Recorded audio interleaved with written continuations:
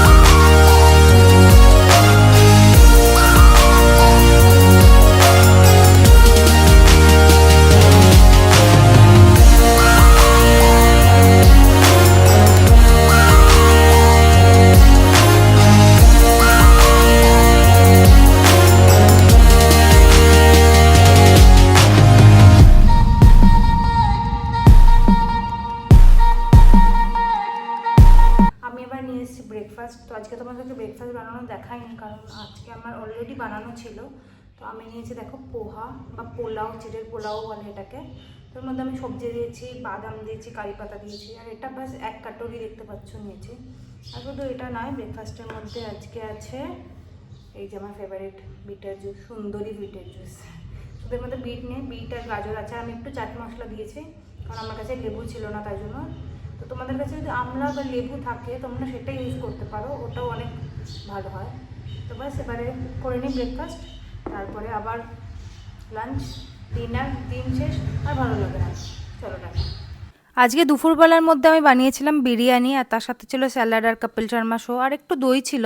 দইটা যদি আমার জন্য ছিল না, আমার ভালো লাগে না বিরিয়ানির সাথে দই খেতে। আর রাত্রেবেলার মধ্যে বানিয়েছিলাম পোলাও একটু, আর একটু ধোকার ডালনা বানিয়েছিলাম, আর চাটনি ছিল দেখো পাশে টিফিন বক্স। তারপর আজকে রাতের মধ্যে খেয়ে নিয়েছিলাম আইসক্রিম। কালকে আমার একটা পার্সেল আসবে, সেটা কিন্তু সবাই দেখো কি আসছে পার্সেলের মধ্যে। Thank you for watching my video. Good night.